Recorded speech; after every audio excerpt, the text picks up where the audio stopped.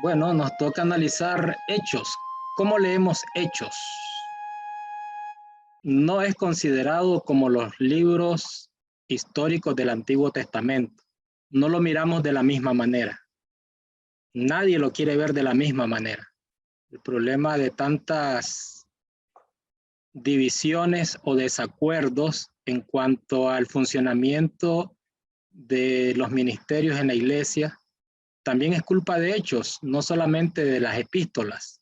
Alguien podría preguntar, ¿el bautismo de infantes solamente en Hechos podemos refutarlo? El que dice que es solamente para mayores de cierta edad se apoyan en Hechos, y los que dicen que es para infantes se apoyan en Hechos. O sea que agarramos los relatos históricos a como nos parece, de mil maneras.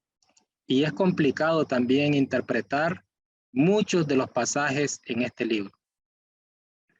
Como dice en uno de los pasajes bíblicos, dice que en aquella misma noche o en aquella misma hora fue bautizada la familia del carcelero y fue bautizada toda su casa. Entonces dice el que defiende el bautismo de infantes, se fija, en esa casa yo sé que habían infantes. Y aquellos que dijeron en una ocasión en una iglesia, se bautizaban hombres y mujeres. No dice que se bautizaban menores de 13. Aunque cuando dice hombres y mujeres no incluye a los de 14, ¿o sí? Ni a los de 15, ni a los de 16. Entonces nos hacemos un colocho, como con casi toda la Biblia. Se están dando cuenta que lo que pareciera ser algo tan simple como relatos históricos también puede complicar y complica la vida del mundo religioso. Pero hablemos un poquito de estas diferencias. ¿Por qué no es igual Hechos a los relatos del Antiguo Testamento? Estábamos leyendo en la clase anterior o estábamos comentando, y aquí les voy a poner otro ejemplo. En Génesis 24:14 dice, sea pues que la Virgen a quien yo diga, inclina tu cántaro y beberé, y me responda, bebe, también abrevaré tus camellos, esa sea la que designaste para tu siervo Isaac, y por ella sabré que has tenido misericordia de mi Señor. Aquí está hablando el criado de Abraham. ¿Se acuerdan que lo mandaron a buscar novia para su hijo? No, no lo mandaron a buscar novia. Lo mandaron a buscar esposa para su hijo. Entonces dice, Señor, dame una señal, la que me ofrezca agua a mí y a mis camellos, que sea ella la que tú has escogido o la que le estaba pidiendo una señal. Ustedes no pueden imaginarse a Jeremy diciéndole al Señor, Padre, necesito una novia, la que me invite a beber fresco y me regale una repostería, que sea esa la que tú has elegido para mí. Ese es el relato histórico, ¿verdad? ¿Por qué no le puede ocurrir lo mismo a Jeremy si es hijo de Dios? Si aquel siervo, que no era hijo de Dios, le pidió una señal al creador del universo, ¿por qué él no la puede pedir? No es una persona, son muchas personas las que me han comentado. Hermano, yo creo que es la voluntad de Dios que me vaya a Estados Unidos, que me vaya mojado. Entonces, Dios se adapta a los planes de cada uno de nosotros, o es que el criado de Abraham estaba trabajando para el plan que Dios había diseñado. Son cosas diferentes. Si yo me quiero ir mojado a los Estados Unidos, ese es un plan mío para conseguir dinero.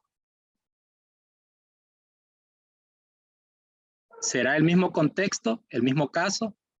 Eso es lo que estamos viendo. Porque ahora las personas dicen, si cae un sopilote aquí cerca de mi casa, significa que Dios aprueba que me vaya. Bueno, yo puse el ejemplo porque es el más popular, ¿verdad? Pero puede ser otra cosa. Me van a vender un carro que no tiene papeles. Si es la voluntad de Dios que ese carro sea mío, imagínense ustedes, Dios acomodándose al plan individual de cada persona en este planeta. Y así lo agarramos. Los seres humanos somos como que si hay un evangelio, el evangelio se tiene que adaptar a mí. Si hay una voluntad de Dios, la voluntad de Dios se tiene que moldear y se retuerce para que sea a mi conveniencia. Esos son los problemas de cuando se interpretan mal las historias. Que no se puede leer de la misma manera estos relatos del Antiguo Testamento que Hechos. Eso significa que aquí deberíamos comentar por qué no. Si los relatos del Antiguo Testamento hablan del Dios al que nosotros adoramos, del Dios creador que es nuestro Padre, ¿por qué deberíamos leerlos de manera diferente? ¿Han leído ustedes en Hechos 2:45? Déjenme ver. Sí, Hechos 2:45. Dice, vendían las propiedades y las posesiones y las distribuían a todos según la necesidad de cada cual. ¿Qué estaba pasando aquí con los primeros cristianos? Porque alguien dice, miren, somos la iglesia perfecta. La iglesia a la que yo pertenezco no tiene defecto alguno. Seguimos exactamente el patrón de las Sagradas Escrituras. Y estamos pensando, ¿en qué libro? Hechos. Y dice Hechos 2:45 que aquellos primeros cristianos vendían su carro, su terreno, bueno, supongo que eran terrenos extras, aunque hay algunos relatos por ahí, pero no sé si sean tan ciertos, que después estos hermanos que vendían sus propiedades eran los mismos necesitados en Jerusalén de los que se habla en Corinto, la primera carta a los Corintios, que hacían una recolecta entre muchas iglesias para llevar a los necesitados de Jerusalén. Posiblemente era porque agarraron literal, el Señor Jesús puede venir mañana, puede venir el próximo sábado. ¿Y qué tal si viene a finales de este mes? Esos son los comentarios que se hacen sobre los cristianos de esta época, porque vean cómo lo dice ahí, con cuánto entusiasmo se despojaban de sus bienes y lo repartían entre los que más necesitaban. ¿Dónde está el predicador que desde el púlpito está invitando a los hermanos a que vendan sus propiedades? Si tiene dos casas, mire, venda una y distribúyalo entre los pobres. ¿Cómo leemos este libro? Si lo que decimos a una persona para conseguir que nos escuche es, algunos lo usan como introducción porque les parece más atractivo. En otras iglesias, a usted le piden el diezmo, ¿sí o no? Sí, eso es duro, hermano. ¿Se fija? Aquí donde yo voy, no le vamos a pedir el diezmo. Esa es la manera de invitar. Pero los cristianos, según los relatos de Hechos, no era el diezmo. Vendían sus propiedades. Era más que el diezmo. ¿Sí o no? Y usted escucha predicadores que dicen, hermano, si su conciencia les dice echar unas moneditas en el canasto, Dios lo recibe. ¿Por qué? Porque nos da miedo que se nos vaya. Porque nos da miedo decirle, hermano, pero usted tiene que dar dar de las bendiciones que recibe de Dios. No es por molestarlos, pero quisiera conocer, como ahora también se pone el ejemplo, no sepa la derecha lo que hace tu izquierda, o no sepa la izquierda lo que hace la derecha. Entonces nadie sabe si el otro es generoso o no. ¿Cómo no? Sí se conoce. Sí se conoce, porque el que es generoso no se va a limitar a la ofrenda solamente, y busca cómo colaborar. Y no importa si los demás se dan cuenta o no. ¿Quién ha dicho que es prohibido hacer donaciones en público o alimentar a los necesitados? Entonces, somos la iglesia perfecta, no tenemos ni un solo defecto, pero le decimos a los cristianos, a los miembros, eche lo que pueda, hermano, eche lo que pueda. Y aún si echáramos mucho dinero, no llegamos al nivel de aquellos hermanos. Y ahí mismo, vean en el versículo 46, Hechos 2:46 dice, ¿cada cuánto iban al templo los primeros cristianos? Todos los días. Cada día, dicen algunas versiones, y otras dicen todos los días. Somos la iglesia idéntica a la que se describe en Hechos. Ni un solo pelito de diferencia. Y tan difícil es congregarnos que se inscribieron para este curso en el que ustedes están 26 hermanos. Y 12 ni siquiera lo arrancaron, ni siquiera iniciaron. O sea, no saben si es buena la escuela, no saben si les va a ayudar en algo, porque ni siquiera iniciaron. 1 hora y por la noche para que tengamos tiempo. Y en el periodo anterior se inscribieron 46. Y de los 46 quedaron 4. Y más de 30 nunca se conectaron a las conferencias. Mandaron su cédula, hermano, lo vamos a echar toda, yo quiero aprender más, y le empezó a dejar tarea el hermano Lenín, y se fueron como 12 en esa primera tarea. No sé si lo recuerda Jeremy, no sé Josué, si le dieron ganas de salir corriendo porque las tareas muy pesadas. Y ven pesadas esas 4 preguntas que puse hoy en el canal de la escuela. Esas son la calificación de esta semana. Eso lo ven insoportable, pesado. Ahora, imagínense que les va a decir usted, no es en la comodidad de su hogar, sino que tiene que agarrar un bus o un taxi y viajar y cruzar la mitad de la ciudad para congregarse, porque todos los días vamos a tener culto de adoración. Si en la comodidad de su hogar, estando en chancleta, en calzoneta, comiendo a última hora, no lo digo por Rixi, tareas muy sencillas, solamente demostrar que leyeron o que estuvieron atentos en la clase. Si a esto se le corrieron y ni siquiera el primer día entraron, ¿cómo hubieran hecho ellos? Se hubieran sentido desubicados con los cristianos del primer siglo, de los que se describen ahí en Hechos 2:46. ¿Sí o no? Cada día. No conozco una iglesia que tenga actividades todos los días. Ah, pero somos la iglesia perfecta. Somos la ejemplar. No hay quien nos llegue. Y estamos encima de otras iglesias, en vez de revisarnos a nosotros mismos a la luz de los relatos históricos del inicio de la iglesia a la que afirmamos pertenecer.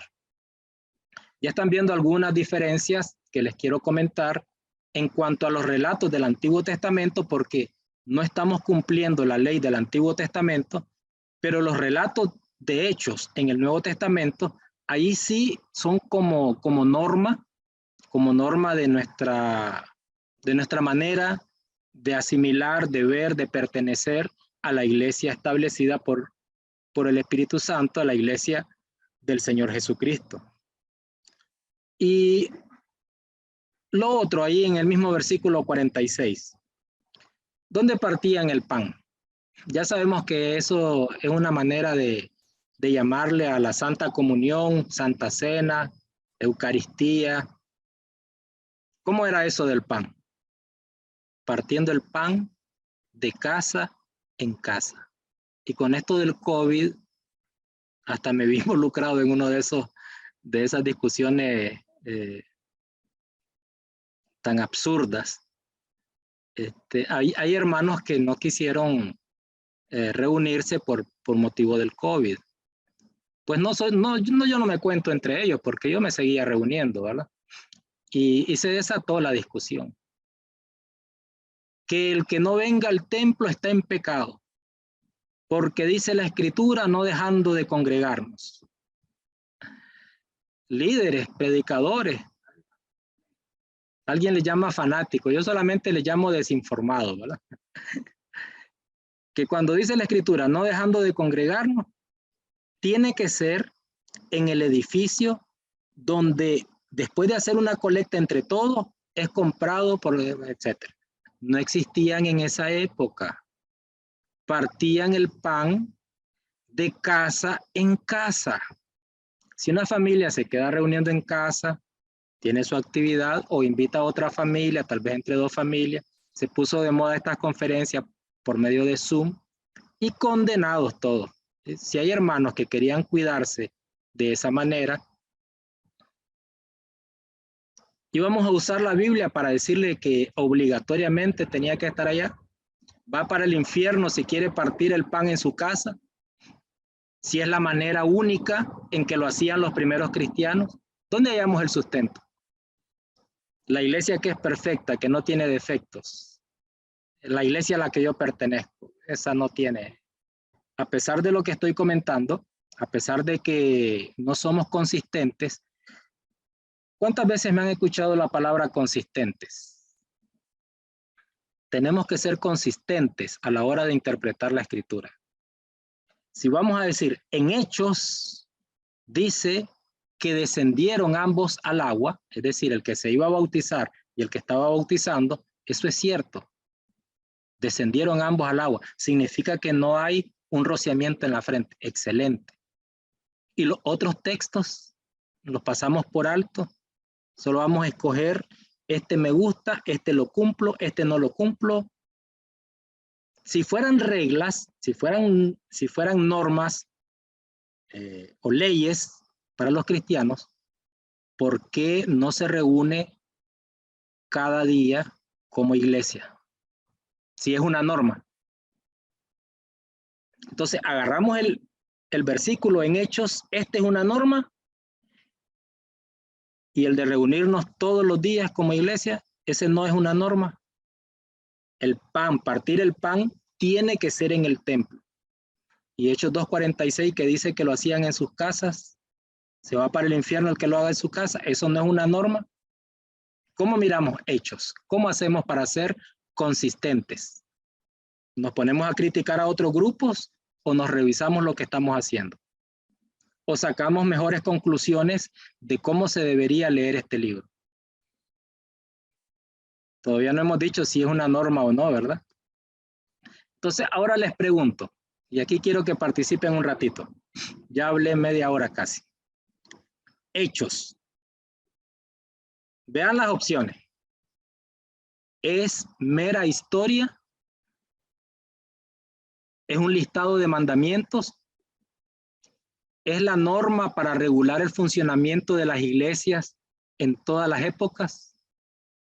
¿O es ambas cosas? ¿Qué es Hechos? Está, según el capítulo 1, versículo 1, es un relato, ¿verdad?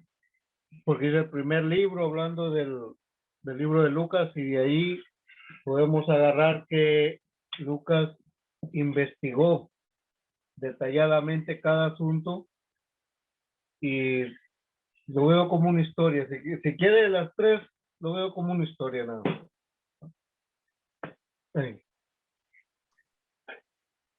Solo como historia. Bueno, hermano Leonicio. Perdón. Sí, bueno, yo veo que las tres son importantes, solo que hay que, saber distinguir como en la parábola, ¿verdad? Perdón, en las cartas. Y digamos, hay cosas que se están contando una historia. Hay momentos en que son mandamientos y hay partes también, digamos, que son normas a seguir o ejemplos que debemos de tomar en cuenta. Bueno, yo lo veo que las tres funcionan, pero hay que, digamos, hay que ser selectivo en el momento de usarlas. O sea, no agarrar todo como historia, no agarrar todo como mandamiento, no agarrar todo como normas a seguir, sino que debemos de saber distinguir en qué momento es un mandamiento. Lo veo más así. Bueno, yo creo de que se vería más como historia, que de lo que se ocurrió, no, sacamos normas nosotros. O sea, sí como que es una historia y como que utilizamos esta historia como normas. Ok, las dos cosas entonces. Acuérdense que mi pregunta fue que si es mera historia, a ver, les puse el ejemplo del Antiguo Testamento. No vamos a estar pidiéndole señal a Dios, una señal para cada decisión que vaya a tomar en mi vida. Si consigo para pagarle al coyote y cruzar Estados Unidos, entonces esta es una señal de que Dios quiere que lo haga. Ya vimos que no, sería absurdo, aunque muchos así dicen. Muchos van con la conciencia tranquila y dicen, es ilegal, voy arriesgándome, voy poniendo en peligro mi vida, pero si es lo que Dios quiere, o sea que si Dios quiere que lo agarren las pandillas, entonces no es culpa de él, sino que es culpa de Dios. Ya vimos que no es como cuando leemos el Antiguo Testamento, la historia del Antiguo Testamento. Tiene que ser diferente. Cuando les decía que no somos consistentes, esa ya es parte de la clase para reflexionar. Que demasiado estamos en contra de otras iglesias cuando deberíamos empezar a corregirnos, a tratar de ver cosas. Ahora viene otro detallito.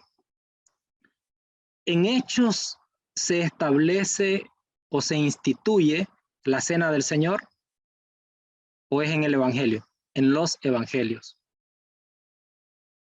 ¿Se acuerdan que les comenté hace pocos días que las cartas son aplicaciones de cómo se debería cumplir el Evangelio? El Evangelio lo encontramos en las palabras del Señor Jesús, en las historias de Mateo, Marcos, Lucas y Juan. Que cuando dice en Corintios, en primera, capítulo 6, no vayan a pelear ante los incrédulos. Ya el Señor Jesús había hablado del amor. Es decir, que no es un nuevo mandamiento en primera de Corintios. Ya eso lo establece el Evangelio. Cuando dice en Hechos 2:46, partían el pan en cada casa. Ahí no está inventándose que hay una cena del Señor o que hay un partimiento del pan, que por primera vez, entonces mire, Hechos nos está no, el Señor Jesús dedicó todo el capítulo 6, casi todo el capítulo 6, para hablar de la necesidad de mantenernos en comunión, conmemorar su sacrificio y de que eso nos da vida, etcétera. Y de repartir sus propiedades, no fue el Señor que dice, ustedes necesitan amarse como yo los he amado. ¿Y cómo van a amar a alguien si no le dan las necesidades básicas a todos los que estaban en la miseria en esa época? ¿Me entienden? Hechos no está inventando una doctrina o no lo está diciendo por primera vez. Por eso les preguntaba, cuando dice que no se debe bautizar infantes, usted no lo puede demostrar en los evangelios que no se debe bautizar infantes.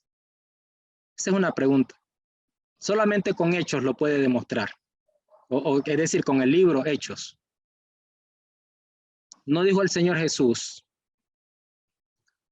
que para ser bautizados deben tener la intención de convertirse en discípulos de Él? ¿No dice el Señor Jesús que para ser bautizados tienen que creer en el Evangelio? ¿No predicaba el Señor Jesús el arrepentimiento? Sí se puede demostrar que no es válido el bautismo para infantes, sin necesidad de usar el libro Hechos.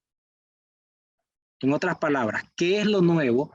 ¿Cuál es el invento que usted encuentra en Hechos? Vayan y prediquen el Evangelio a todas las naciones. ¿Y qué está haciendo Hechos? Solamente está cumpliendo lo que el Señor ya enseñó. ¿Qué es lo que está inventando si hay Hechos? Es narración, cómo inició la iglesia.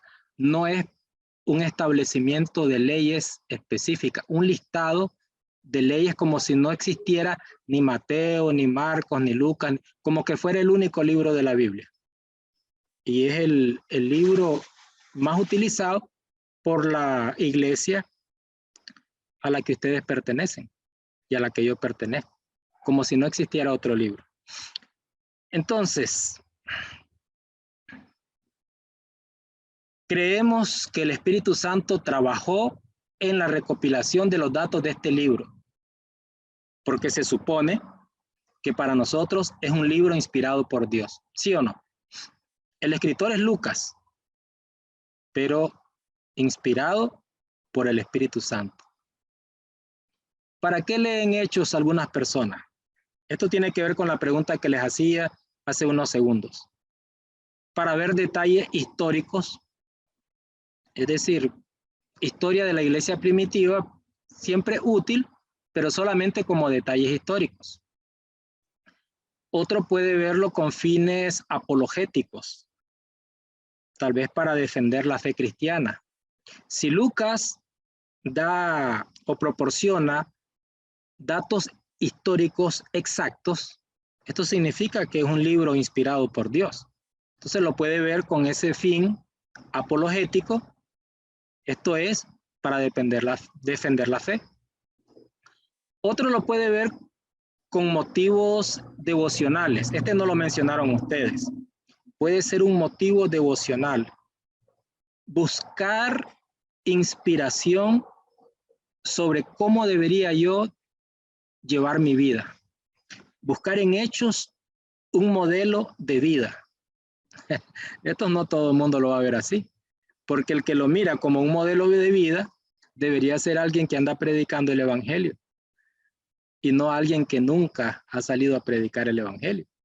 Debería verlo alguien así, pero alguien que sirve en el reino, no alguien que está de haragán y nunca ha querido servir en el reino. Hay varias maneras de ver este libro, de ver Hechos. Pero ya dejando de conjetura y dejando de perturbarle su mente o queriéndolos confundir, sí es cierto, Lucas tiene un interés más que histórico. Sí habla, a ver, son dos libros, Lucas y Hechos. Y desde Lucas hasta Hechos, se nota en estos escritos de Lucas, él habla de una actividad divina que inició con el Señor Jesús. Y que esta actividad divina que inició con el Señor Jesús en Lucas, continúa en Hechos, pero ya con la obra del Espíritu Santo. Pareciera que Lucas está tratando de demostrar que esas historias, esos relatos, tienen que ver con lo mismo, con la misma actividad que Dios inició en el Antiguo Testamento. En el Antiguo Testamento es la historia de Dios. En Lucas es la persona divina en el Señor Jesucristo. Y en Hechos, la obra maravillosa del Espíritu Santo. La obra más complicada, ¿verdad? Porque transformar las vidas de las personas, porque está bien, Dios está escribiendo su historia, y bueno, si le obedeció Moisés, lo recompensa, si no lo obedeció, lo castiga, fácil. Después viene el Señor Jesús, si ustedes creen, serán salvos, y si no creen, nos vemos. Pero después vienen apóstoles, servidores, profetisas, diáconos, y viene la historia y los relatos, y comienza, ¿verdad? Y en las epístolas también, los problemas, las discusiones, los malos entendidos, pero es la misma historia, es lo que trata de decir Lucas. Entonces, no es un relato simplemente por dar a conocer, sino por demostrar la intervención divina.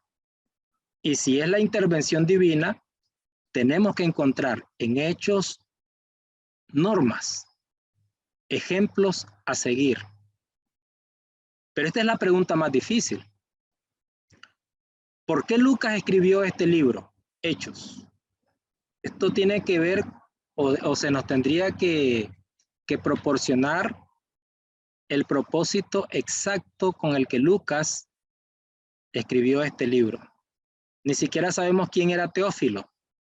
Alguien hace conjeturas y comienza a decir que Teófilo, y habla de Teófilo como si lo conoció, como si se tuviera una biografía de él.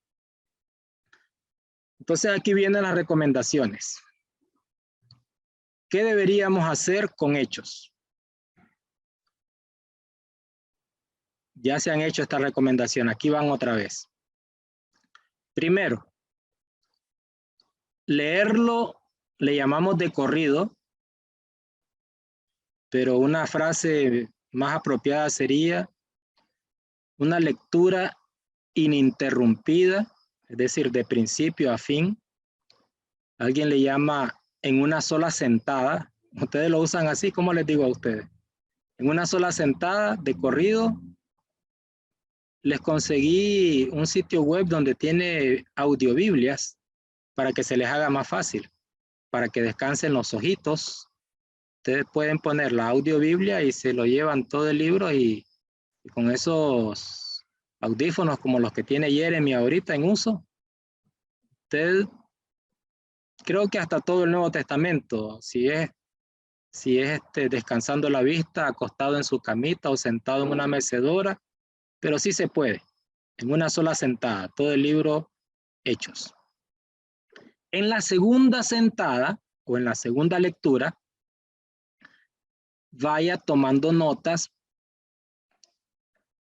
Recomienda el libro mentalmente, pero yo digo, ¿qué le cuesta agarrar un papel y un lápiz? Es más fácil. Ir tomando notas cuando usted encuentra personas, grupos, es decir, son de Jerusalén, son judíos, son gentiles, ¿dónde se están dando estos relatos? Son lugares claves, y en esas mismas notas ir viendo si se puede hacer una división natural del libro. Ya saben que la división natural es, por ejemplo, desde el capítulo 1 hasta el 7 habla de Pedro. Desde el capítulo 8 hasta divisiones como bloques o secciones del libro, ¿verdad? Y otro punto para tratar de entender Hechos es que en esa segunda lectura del libro, ir pensando en la pregunta, ¿por qué se habrá escrito este libro? Ya que no podemos preguntarle a Lucas en su forma de redactarse, en las historias que cuenta, podríamos identificar parte del propósito o alguno de los propósitos de por qué se escribió ese libro. Son buenas recomendaciones, pero ¿para quién? Buenas recomendaciones para el que no se conforma con lo que otro le dice, aunque sea buen libro el que estemos analizando. Si usted quiere sacar su propia conclusión, que es responsabilidad de cada estudiante formal, dedicado, entonces tome en cuenta. Otra pregunta.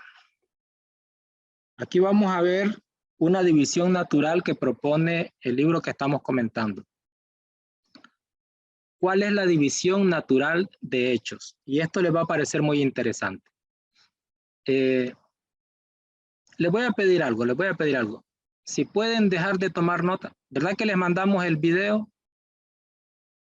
Es para que no quiero que estén pensando, ay, que las calificaciones, que este video les queda, después sacan las preguntas, a menos que digan que es pesado volver a escuchar al hermano, pero es que tal vez así se les ocurren más preguntas o más comentarios. Escuchen. Dice en este libro, se habla de Pedro del capítulo 1 al 12 y de Pablo del capítulo 13 al 28. ¿Qué les parece? Ahí ya se dividió en dos partes el libro. Facilito, ¿verdad? Esa es una división natural. Pedro los primeros 12 y Pablo los restantes 16. Ahí tenemos los 28 capítulos. Otra división. Jerusalén del 1 al 7. Samaria, Judea y los confines de la tierra del 11 al 28. Ahí tiene otra división natural. Hay una que se divide en 6 partes y es capítulo 1, versículo 1 hasta el capítulo 6, versículo 7. Describe a la iglesia primitiva judía en Jerusalén. 6:8 al 9:31 describe la primera expansión geográfica llevada a cabo por los helenistas. ¿Saben quiénes son los helenistas? Judíos que hablaban griego y que vivían en el mundo de los griegos. Esos son helenistas, por si no lo sabían. Entonces, eso es desde el capítulo 6, versículo 8 hasta el 9:31. Tercera división, capítulo 9 hasta el capítulo 12, versículo 24. La primera expansión, o sea, los cristianos ampliando su radio de predicación, de extender el evangelio hacia los gentiles, hacia el mundo gentil. Esto lo marca o lo inicia la conversión de Cornelio en Hechos capítulo 10. Cuarto punto de esta otra forma de división natural del libro. Se describe la primera expansión geográfica, pero dentro del mundo gentil, ya no del judío o del helenista apuntando hacia el gentil, sino entre los mismos gentiles. En esta nueva división ya entra Pablo como líder, ya no está Pedro. Una quinta parte de esta otra forma de división sería nuevas expansiones a otros territorios, es decir, se iba ampliando poco a poco la predicación. Y la última división, eventos que se arman, que se engranan, elementos que se van dando para que Pablo lleve el evangelio hasta Roma. Escuchen lo interesante de estas divisiones. Son 6 divisiones de hechos. Interesante que narra el inicio de los judíos en Jerusalén.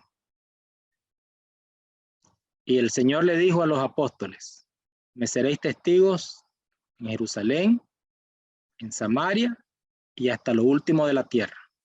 Y en Hechos, todo parece apuntar como si fuera una meta, que Pablo llega a Roma. ¿Y qué es Roma? Es la capital del mundo gentil. Para el pueblo de Dios, hablar de gentiles antes era una cosa fea, espantosa. Ya ustedes lo ven ahí en el Antiguo Testamento, que los filisteos, que los amorreos, que los cananeos ya eran enemigos. Ahora resulta que cuando Pablo llega hasta Roma, ya no son enemigos, Ahora son más bien los que sí escucharán el evangelio, porque los judíos rechazaron a Jesús, hablando de él como Salvador. A lo suyo vino y los suyos no le recibieron. ¿Sí o no? Juan capítulo 1, versículo 10, por ahí. En cambio, Hechos 28, vean el contraste. Si lo pueden leer ahí, si no, después lo buscan. Hechos 28 dice: sea pues conocido que a los gentiles fue enviada esta salvación de Dios. Y qué bonito como, bueno, qué bonito no, porque no, tampoco es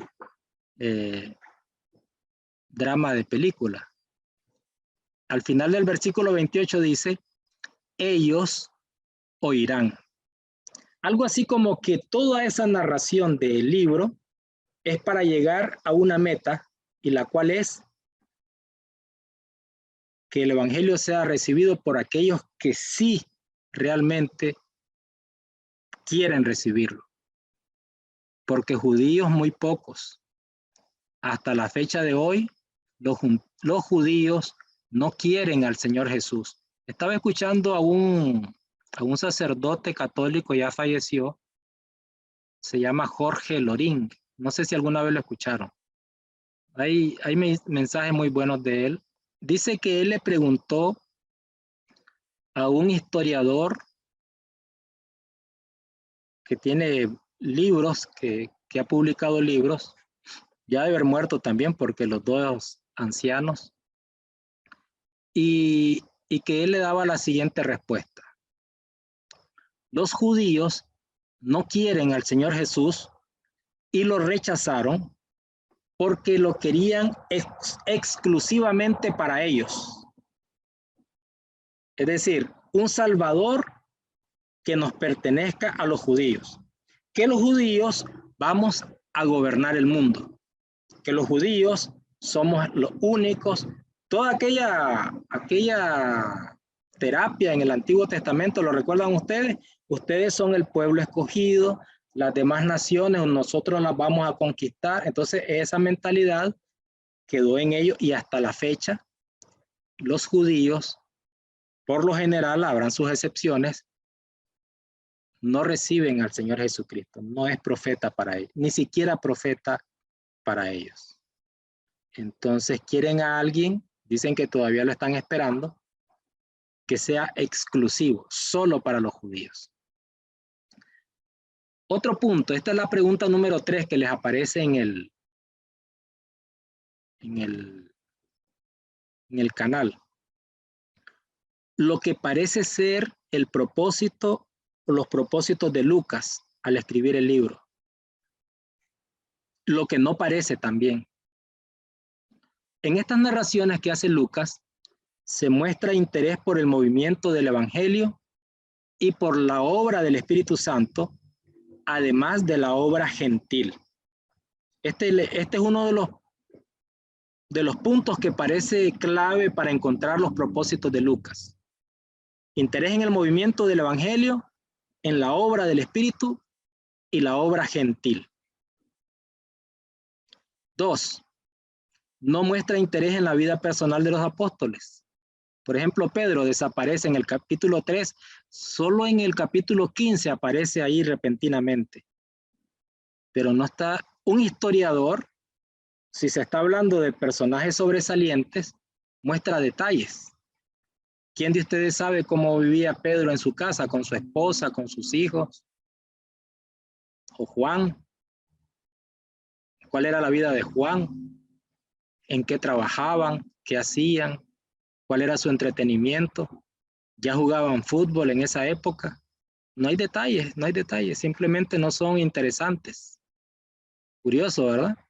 Puede que sea la historia de Dios y no la historia de los apóstoles. Yo sé que se le ha titulado ahí en la Biblia Hechos de los Apóstoles, así se le llama, ¿verdad? Y mal titulado, porque no son todos los hechos de los apóstoles. Más bien, si quieren ponerlo de esa manera, tendrían que decir algunos hechos de los apóstoles. Pero al decir hechos de los apóstoles, es como que no hubieran otros. o como que no hubo otros. 3. No parece que Pedro mostrara interés en la organización de la iglesia ni en asuntos políticos, que dicen que Pedro, el líder de la iglesia, trabajando mano a mano con el gobierno, que se enredó en asuntos políticos, no. O que organizara la iglesia de esta o de la otra manera, no. No se menciona en Hechos. 4. No parece que Lucas estuviera interesado en normas detalladas para la marcha de la iglesia. Como les decía, en Hechos no se están inventando los mandamientos.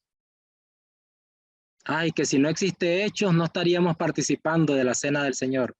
No es cierto. En Hechos es que se dice que debemos de ofrendar. Ah, y aquí viene otro detallito. ¿Han escuchado de ese grupo que dice la ofrenda es solamente para los cristianos? Porque en Hechos dice, ustedes lo han leído, ¿verdad? La ofrenda para los santos. Entonces no se le debe ayudar de la ofrenda a ninguna otra persona, a alguien que no sea cristiano. Creen que eso está diciendo el libro y no está diciendo eso. Y si lo dijera sería una contradicción a lo que está escrito en Gálatas, creo que es, que hagamos bien a todos, pero claro, principalmente a la familia de la fe, ¿verdad? Principalmente, pero no dice solamente a la familia de la fe. 5. Parece que Lucas quiere definir un modelo de cómo sería una iglesia guiada por el Espíritu Santo, luchando por avanzar y no estancándose en comodidades. Es muy bonito y sí hay que hacer esfuerzos por tener un edificio cómodo.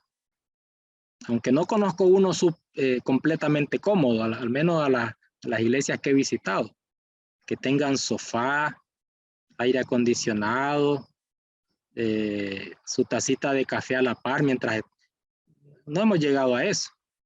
Pero parece que no era el interés de Lucas describir a la iglesia en una situación tan cómoda, ni siquiera tenían edificios.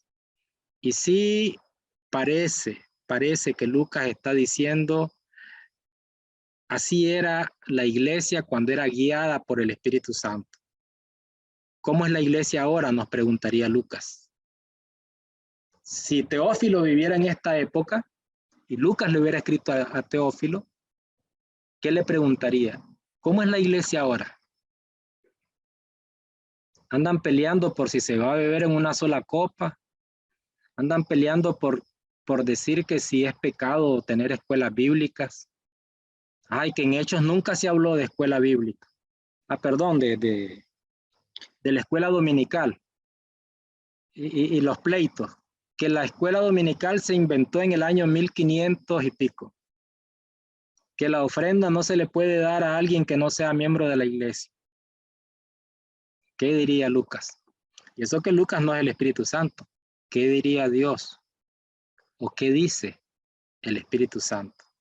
Y más cuando decimos, pertenecemos a la iglesia perfecta, a la que no tiene ni un solo defecto, a la verdadera, a la mera. Otra pregunta. ¿Qué diferencia el libro de los Hechos de los relatos del Antiguo Testamento? Bueno, el propósito del escritor es diferente. Esa podría ser una diferencia significativa. Que el propósito ahora es como, que el propósito del que escribió Hechos no es solamente contar historias bajo normas de una ley antigua, sino bajo la norma vigente para los cristianos de esa época, de la siguiente y de todas hasta que se acabe este mundo. Ahí el libro pone un ejemplo de cómo deberíamos leer algunas narraciones y cuáles son esos elementos que él dice que deberíamos considerar Y pone como ejemplo capítulo 6, versículo 1 al 7. Los helenistas eran judíos de habla griega, o sea, judíos de la diáspora que son descendientes de los que fueron exiliados allá en el Antiguo Testamento, que los llevaron otros imperios a vivir en lugares pero muy alejados de Jerusalén o de Judea, y tuvieron hijos y crecieron allá. Esos son los helenistas, judíos de habla griega.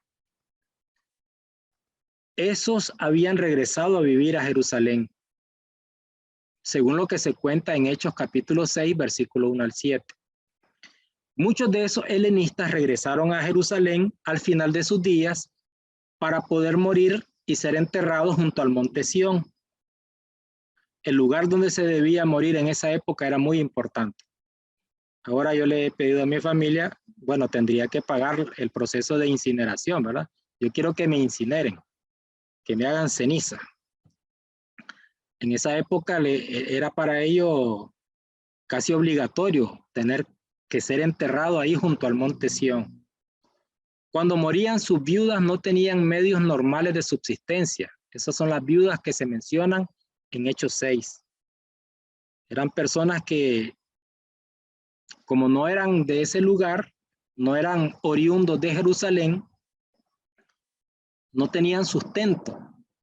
Entonces, estos helenistas necesitaban ser atendidos. Y es el problema que se estaba dando en Hechos capítulo 6. Se cuidaba de estas viudas por subsidios diarios, ayuda que causaba una considerable tensión económica en Jerusalén. Se deduce que los helenistas tenían su propia sinagoga de habla griega. La sinagoga era el lugar donde se reunían los judíos para practicar los cultos, ¿verdad? Como cuando, para los que no podían ir al templo a adorar, a ofrecer sacrificios, etc. La evidencia de Hechos 6 es que la iglesia primitiva había penetrado considerablemente a la sinagoga.